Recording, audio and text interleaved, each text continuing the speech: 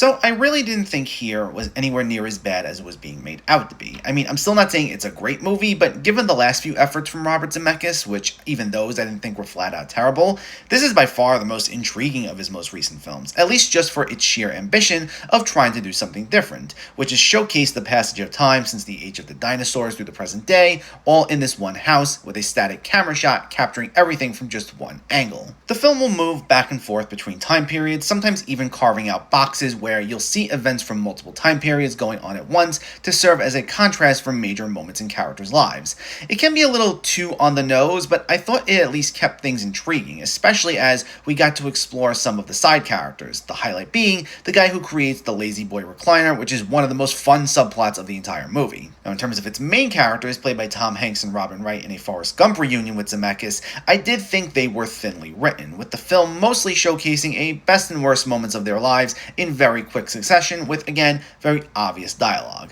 I do though think that the performances were what elevated all these, with a major shout out to Paul Bettany as Hank's father, who absolutely crushes it here with maybe the most nuanced subplot. Plus, the touching score by Alan Silvestri does add an edge of sincerity to the film that allows for any moments with clunky dialogue to not feel quite as awkward. A lot of people say the visual effects were pretty distracting, but if anything, as someone who thinks a lot of de-aging in film can be very painfully obvious, I actually thought this was one instance where it worked. Now, I mean, there are some CGI animals in the other time periods that can take you out of the moment, but in terms of showing all the actors at different stages of their lives, it never really felt artificial to me. And even the way everyone moved around when they were younger, it didn't look to me like a teenage Tom Hanks was moving around like someone almost 70 years old for the most part. So does this all add up to something I'd want to go out of my way to rewatch anytime soon? Not necessarily. It's more of a film I appreciate for its ambition than anything. Even if it's not always the most emotionally resonant film, it's an experiment that worked well enough for at least a one-time watch.